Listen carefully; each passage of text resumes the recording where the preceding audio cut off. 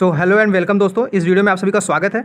इसमें हम गणेश कुमार भास्कर जी की कॉपी देखने जा रहे हैं, जो इंग्लिश मीडियम के टॉपर हैं। विजन आईएएस की कॉपी है ये। इसमें आइए हम देखते हैं कि उन्होंने कैसे फ्लो चार्ट्स यूज़ किए हैं और किन कीवर्ड्स को अंडरलाइन करके इन्होंने इतना अच्छा मार्क्स अटेन किया, जिससे उनकी रैंक ऑल इंडिया रैंक 17 थी। ठीक है, आइए देखते हैं। पहला क्वेश्चन ट्राइबल आर्ट्स के ऊपर था, जिस पर इन्होंने बहुत ही सुंदर आंसर लिखा है। ठीक है, आइए देखते हैं कि देखिए सबसे पहले इन्होंने ट्राइबल आर्ट्स को डिफाइन किया है। ठीक है, कि ट्राइबल आर्ट्स क्या होती है। ठीक है, ये बताए हैं कि ये जो है वो उनके लोकल ट्रेडिशन और उनकी आइडेंटिटी को, कॉमन लाइफ में क्या चीज़ें वो करते हैं उसको इन्फॉर्मेशन देती है। ठीक है, तो देखिए यहाँ पे हमको सीखना क्या है। जो इंट्रोडक्शन वाला पार्ट है ना, 10 नंबर वाले क्वेश्चन में, कितना छोटा सा है, उन्होंने लगभग 2.5 लाइन में खत्म कर दिया है। तो हमको बस यही सीखना है, हमारा जो इंट्रोडक्शन हो वो क्वेश्चन से कुछ मिलता जुलता हो। ठीक है, आपको कुछ नया क्रिएटिविटी लाने की जरूरत नहीं, कोई टेंशन नहीं लेना कि हमको इंट्रोडक्शन क्या लिखना है। ठीक है, आपको ध्यान ही रखना है कि जो क्वेश्चन है ना, उस क्वेश्चन को ही उसमें थोड़े से अपने वर्ड ऐड करके इंट्रोडक्शन बना देना है, जिससे कि क्वेश्चन आपका क्या बेसिकली डिमांड कर रहा है वो इंट्रोडक्शन में बता देना है। उसके बाद आप शुरू करते हैं आपका बॉडी पार्ट। ठीक है, बॉडी पार्ट में देखिए क्वेश्चन में जैसा कहा गया है कि वॉर्ली पेंटिंग और गोल्ड पेंटिंग के बारे में बताना है, तो उन्होंने बिल्कुल दिमाग अपना नहीं लगाया है, क्योंकि एक्स्ट्रा दिमाग लगाने की कोई जरूरत भी नहीं है। वॉर्ली पेंटिंग हेडिंग बनाई है, जैसा कि क्वेश्चन में कहा गया है। ठीक है, और उसके बारे में जो बेसिक चीज़ें इनको पता थी वो लिख दिया गया। अगर आप इनके पॉइंट्स देखेंगे ना, तो बहुत स्पेसिफिक नहीं है। देखिए ये है कि वॉर्ली पेंटिंग भीमबेटका केव्स में मिली है। ठीक है, तो जनरल पॉइंट सभी, अगर ये एंशिएंट आर्ट्स हैं तो कहाँ कहाँ मिल सकती हैं। ठीक है, सिमिलर है उनके, तो ये चीज़ें सबको पता होती हैं, और ये हिस्टोरिकल सिग्निफिकेंस को बताती हैं, सबको पता होती हैं। ठीक है, तो इन्होंने कुछ ऐसा स्पेसिफिक नहीं लिखा। वहीं सेकंड पॉइंट देखें तो इन्होंने लोकली अवेलेबल मटेरियल का यूज़ किया, इन्होंने ये लिखा हुआ है, जैसे काउ डंग का यूज़ किया है, बेसिक चीज़ें। ठीक है, ये सबको पता होती है। आइए थर्ड पॉइंट देखिए, तो जो उनका थीम था वो डेली लाइफ के ऊपर थी, तो ये भी चीज़ें पता थी। ठीक है, हमको यहाँ पे सीखना क्या है, सीखने वाली बात ये है कि जो हेडिंग को बॉक्स बना के ऐसे करना है, कीवर्ड जो हिस्टोरी जो चीज़ हम बताना चाहते हैं उसको अंडरलाइन करना है। ठीक है, और ये एरो के माध्यम से और उसे नंबरिंग कर करके आप आंसर्स लिख सकते हैं। ठीक है, तो हमने इस आंसर में ये सीखा, और ये अच्छी बात है। देखिए सेकंड हेडिंग गोंड एंडिंग है। ठीक है, गोंड पेंटिंग्स ये भी क्वेश्चन में दिया हुआ था, तो बेसिकली उन्होंने इसी को अपना क्या कर लिया है, हेडिंग बना लिया है, और कीवर्ड्स को कंटिन्यूअसली अंडरलाइन करते गए। तो हमको बस यही चीज़ ध्यान रखनी है। और सबसे इंपॉर्टेंट चीज़ जो मुझे लगती है कि इनको हेल्प की है अच्छा नंबर अटेन करने में, इनका फिगर बनाने की स्किल। पूरे आंसर में आप देखने वाले कम से कम इनको 10 से 12 फिगर उन्होंने बनाए हुए। तो पहला फिगर आपका ये हो गया, वॉर्ली पेंटिंग की जो खास बात होती है, ठीक है, थीम होती है, उसको इन्होंने पूरा एकदम बना के दिखा दिया है। ठीक है, आइए आगे देखते हैं। क्वेश्चन नंबर 2 में जो है उन्होंने फिर से देखिए 2.5 लाइन का इंट्रोडक्शन दिया है, बिल्कुल सिंपल स्ट्रेट फॉरवर्ड इंट्रोडक्शन दीजिए। ठीक है, जमींदारी से रिलेटेड था, और उसके बाद जो क्वेश्चन है ना, क्वेश्चन के ही कीवर्ड्स को आप अपना हेडिंग बनाइए। हेडिंग के लिए भी एक्स्ट्रा सोचने की जरूरत नहीं है आपको कि क्या बनाऊँ क्या नहीं बनाऊँ। ठीक है, और उसके बाद एडवांटेजेस और इससे क्या क्या वो आप से नंबरिंग फॉर्म में ऐसे ऐसे लिख दीजिए। इससे 2 फायदे हैं। ठीक है, क्या, और आप देख पा रहे हैं कि पेज भी हमारा बढ़ता जा रहा है, ठीक है, भर रहा है, और हमारे पॉइंट्स भी कवर होते जा रहे हैं, और इससे टीचर्स को प्रॉब्लम नहीं होगी चेक करने में, तो जिससे हमको अच्छा नंबर गेन हो सकता है। ठीक है, तो देखिए सीधे सीधे उन्होंने हेडिंग बनाई है और नंबरिंग फॉर्म में लिखते गए। तो यही चीज़ में हम इस टॉपिक की कॉपी से सीख सकते हैं। देखते जाइए आप कंटिन्यू। कीवर्ड्स को अंडरलाइन करना सबसे अच्छी बात है इनकी। ठीक है, उसके बाद देखिए कंक्लूजन भी इनका एकदम सिंपल सा है कि कॉर्नवालिस का जो रिफॉर्म था वो बेसिकली उनको इंडियन जुडिशरी फील्ड में दिखाया उन्होंने, और क्या नाम है, सीआरपीसी लेके आए। ठीक है, जो सीआरपीसी 1861 के बेसिस पे था, जो हमारा आज का 1973 भी कहीं ना कहीं इस बात से बिलोंग करता है। ठीक है, तो ये क्वेश्चन आपने देखा। क्वेश्चन 3 में भी देखिए उन्होंने कीवर्ड्स को, क्वेश्चन के कीवर्ड्स को ही वहीं पे अंडरलाइन कर लिया कि उनका एक्चुअली क्या फ्रेमवर्क रखने वाले हैं अपने आंसर का, उनको उन्होंने वहीं से डिसाइड कर लिया, और अपना इंट्रोडक्शन छोटा सा शुरू किया। उसके बाद फिर क्वेश्चन वाला देखिए, आप फिर से मैं आपको पीछे ले जाना चाहूँगा इस क्वेश्चन में, ध्यान से दीजिएगा। रिवोल्यूशनरी मूवमेंट कीवर्ड्स को उन्होंने अंडरलाइन किया हुआ है। ठीक है, उस कीवर्ड को अंडरलाइन करने के बाद ही उन्होंने क्या किया, अपनी हेडिंग बना दिया है।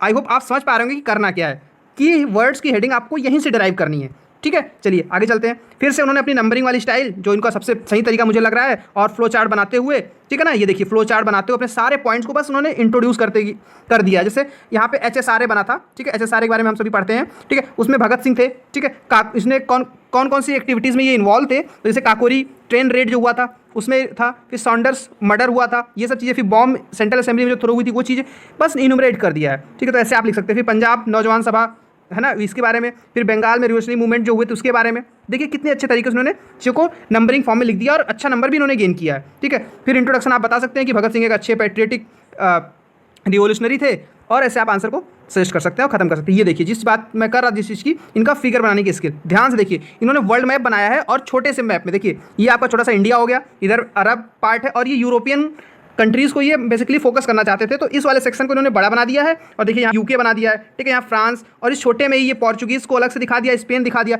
बस ये स्किल ही यहाँ पे वर्ल्ड हिस्ट्री का क्वेश्चन है ये, और इसको इन्होंने कितने बेहतरीन तरीके से बताया है। और फिगर को भी यहाँ पे यूरोप पूरा यहाँ लिख दिया है कि ये यूरोप है, और इस फिगर को पूरा देखिए, एक चीज़ ध्यान से जो देखिए, फिगर आपस में मिक्सअप नहीं होना चाहिए। देखिए यहाँ पे इन्होंने एक लाइन डिवाइड लाइन बना दी और यहाँ पे डिवाइड लाइन बना दी, तो फिगर बिल्कुल बेसिकली क्या हो गया, अलग हो गया है, ठीक है। और ये काफ़ी सही तरीका इनका, और सारे जो एरियाज थे इनको मतलब स्पेसिफिक नहीं पता है, तो लगभग राउंड अबाउट उन्होंने चीज़ें दिखा दी हैं, और जिससे पता चल रहा है कि हाँ लोकल एरिया की इन्फॉर्मेशन इनको है। फिर से इन्होंने हेडिंग बनाई और नंबरिंग फॉर्म में अपनी चीज़ें लिखते हुए कीवर्ड्स को अंडरलाइन कर दिया है, ठीक है। तो ये चीज़ काफ़ी अच्छी इनके आंसर की। क्वेश्चन नंबर 5 में देखिए तो उन्होंने क्या किया, आर्टिकल 23 जो है क्वेश्चन में आई थिंक पूछा नहीं है, बट यहाँ पे क्या है कि बॉन्डेड लेबर की बात किया गया, तो हमारे कॉन्स्टिट्यूशन का जो आर्टिकल 23 है इससे डील करता है। इसलिए इंट्रोडक्शन में जैसा कहा जाता है कि आप इंट्रोडक्शन बेसिकली 3 चीज़ से शुरू कर सकते हैं, ठीक है।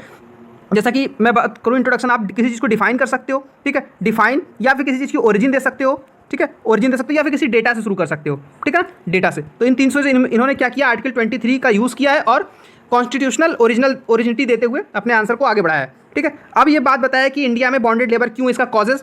अब ये हेडिंग बहुत सारे लोग कहते हैं कहाँ से, फिर से हेडिंग उन्होंने कुछ बहुत ज़्यादा सोचा नहीं है। देखिए क्वेश्चन में जो कहा है उसी को हेडिंग बनाइए आप, और आगे आंसर चीज़ों को नंबरिंग फॉर्म में लिखते जाइए।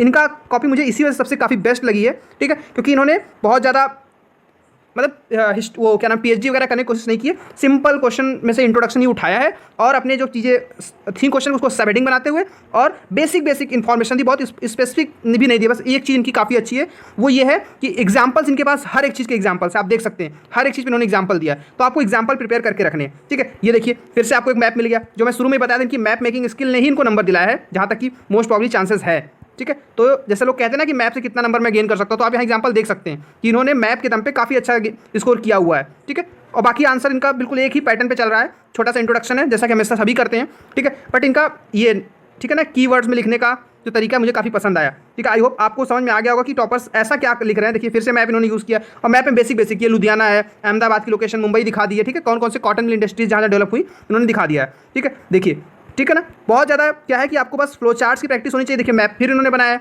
ज्योग्राफी का मैप है, तो आप ऐसा बेसिक प्रैक्टिस है तो आप बता सकते हैं। पोलर वर्टेक्स का क्वेश्चन आई थिंक है, ठीक है, उसके ऊपर इन्होंने मैप बनाया है।